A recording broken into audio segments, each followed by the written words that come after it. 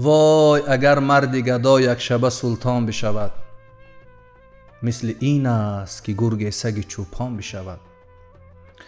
هر کجا هدهد دانا برود کنج قفس، جغد ویرانه نشین مرشد مرغان بشود. سرزمینی که در آن قحط شود آزادی، گرچه دیوار ندارد خود زندان بشود. باغبانی که به نجار دهد باغش را، فصلهایش همه هم رنگ زمستان بشود. ناخدا دلخوش این آبی آرام مباش، وای از آن لحظه که هنگامه طوفان بشود. نه تو میمانی نه اندوه و نه هیچ یک از مردم این آبادی، به حباب نگران لب یک رود قسم، و به کوتاهی آن لحظه شادی که گذشت غصه هم خواهد رفت، آنچنانی که فقط خاطره خواهد ماند. لحظه ها عریانند، به تن لحظه خود جامه اندوه مپوشان هرگز. تو به آینه، نه آینه به تو خیره شده است. تو اگر خنده کنی او به تو خواهد خندید، و اگر بغض، آه از آینه دنیا که چه ها خواهد کرد. گنجه دیروزت پر شد از حسرت و اندوه و چه حیف. بسته های فردا همه ای کاش ای کاش، ظرف این لحظه ولیکن خالی است. ساحت سینه پذیرای چه کس خواهد بود؟ غم که از راه رسید در این سینه به او باز نکن. تا خدا یک رگ گردن باقی است، تا خدا هست به غم وعده این خانه مده. شبی آرامی بود. می روم در ایوان تا بپرسم از خود زندگی یعنی چی؟ مادرم سینی چایی در دست، گلی لبخند چی هدیهش داد به من. خواهرم تکنانی آورد، آمد آنجا لبی پرشویه نشست.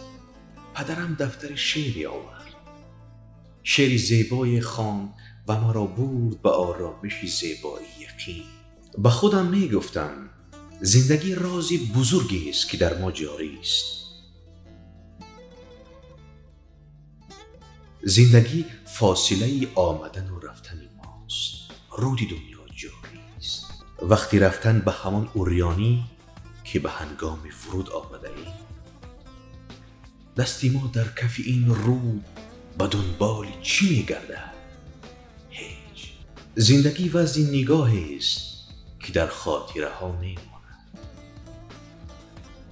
شاید این حسرتی بیهوده که بر دل داری، شعله گرمی امیدی تو را خواهد کاشت.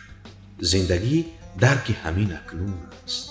زندگی شوق رسیدن به همان پرده‌ای است که نخواهد آمد. تو نه در دیروزی و نه در فردایی. ظرف امروز پر از بودن توست.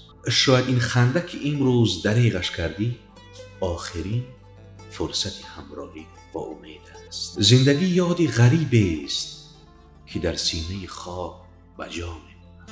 زندگی فهمی نفهمیدن هاست. زندگی پنجره باز به دنیای وجود. تا که این پنجره باز است سعادت باست. تا که این پنجره باز است جهان باست. آسمان، نور، خدا، عشق با ماست. روزها فکری من این است و همه شب سخنم که چرا غافل از احوال دل خویشتنم. از کجا آمدم؟ آمدنم بهر چی بود؟ به کجا می روم آخر ننمایی وطنم؟ ماندم سخت عجب کس چی سبب ساخت مرا، یا چی بوده است مرا دعوی از این ساختنم؟ آنچه از عالم علوی است من آن میگویم، رخت بربسته برانم که بدانجا فکنم. یا مرا بر دری جمخانه آن شه ببرید که خمار من از آن جاست همان جا شکنم. خنک آن روز که پرواز کنم تا بر دوست، به هوای سر کویش پر و بال بزنم. خنک آن روز که پرواز کنم تا بر دوست، به هوای سر و کویش پر و بال بزنم. کیست آن گوش که او می شنود آوازم؟ یا کدام است سخنی می کند اندر دهنم؟ کیست در دیده که از دیده برون می نگرد؟ یا چه شخصی است نگویی که منش پیرهنم؟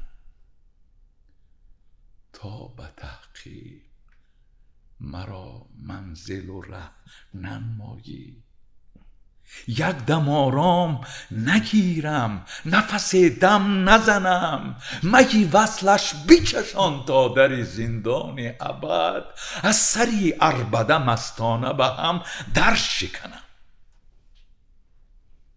نه به خود آمدم اینجا که به خود باز روم، آن که آورد مرا باز برد تا وطنم. در میان من و عاشق همین است حجاب، وقتی آن است که این پرده به یک سو فکنم. پیرهن می بدرم دم بدم از غایتی شوق، پیرهن می بدرم دم بدم از غایتی شوق، که وجودم همه او گشت و من آن پیرهنم. که وجودم همه او گشت و من این پیرهنم. بیش از این قالب مردار چه کار است مرا؟ نیستم زاغ و زغن، طوطی شیرین سخنم. مرغ باغ ملکوتم، نیم از عالم خاک.